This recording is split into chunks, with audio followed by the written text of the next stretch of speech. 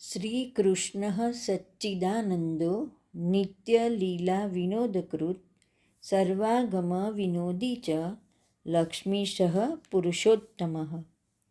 આ શ્લોકમાં 6 નામો છે. તેમાં આપણે 5મા અને 6ઠ્ઠા નામનો સત્સંગ કરીએ.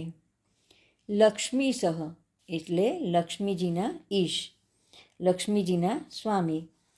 અહીંયા લક્ષ્મીજી કોને કહેવાય? શ્રી ભાગવતજીના 8મા સ્કંધમાં દેવો અને દાનવોએ કરેલા સમુદ્ર મંથનની કથા છે. આ મંથનમાં નીકળેલા 14 રત્નો પૈકી એક લક્ષ્મીજી છે, જે કમલા તરીકે પણ ઓળખાય છે. પણ આ લક્ષ્મીજીના પતિ પૂર્ણ બ્રહ્મ પરમાત્મા નથી. સમુદ્ર મંથનમાંથી પ્રગટેલ આ લક્ષ્મીજીના સ્વામી તો વિષ્ણુ છે. આ વિષ્ણુ સત્વગુણના અધિષ્ઠાતા દેવ છે અને ભગવાન શ્રી કૃષ્ણની તેઓ એક વિભૂતિ છે. તો પછી પુષ્ટિ પુરુષોત્તમ શ્રી કૃષ્ણના લક્ષ્મીજી કોણ? આ લક્ષ્મી એટલે શ્રી કૃષ્ણ પ્રભુની દિવ્ય શોભા, દિવ્ય વિભૂતિ, દિવ્ય શક્તિ, દિવ્ય લાવણ્ય અને દિવ્ય સૌંદર્ય. આપણા પુષ્ટિ પુરુષોત્તમ પ્રભુ તો મંગલાચરણના શ્લોકમાં કહ્યા મુજબ લક્ષ્મી સહસ્ત્ર લીલાભિ સેવ્યમાનમ કલાનિધિમ. હજારો વ્રજભક્તો શ્રી ગોપીજનોની લીલાથી સેવાતા કલાના નિધિ ભંડાર શ્રી કૃષ્ણ છે.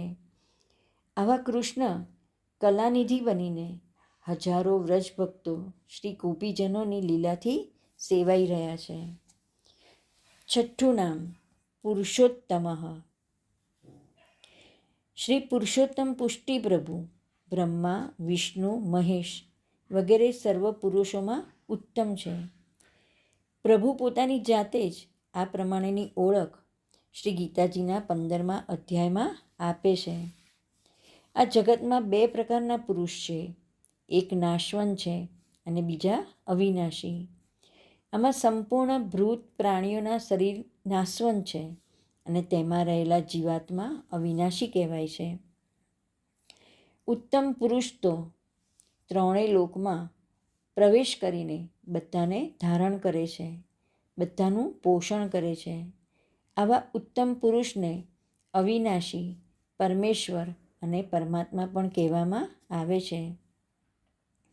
શ્રી કૃષ્ણ કહે છે કે હું નાશવંત જડવર્ગ ક્ષેત્ર કરતાં તો સર્વથા અતીત છું અને અવિનાશી જીવાત્માથી પણ ઉત્તમ છું. આથી લોકમાં અને વેદમાં પુરુષોત્તમ નામથી પ્રસિદ્ધ છું. આ પુરુષોત્તમ પોતે જ પોતાની સત્તા વડે જ 3 ગુણો સત્વગુણ, રજોગુણ તથા તમોગુણ અને તેમના કાર્યરૂપ 3 પ્રકારની સૃષ્ટિને પ્રગટ કરે છે.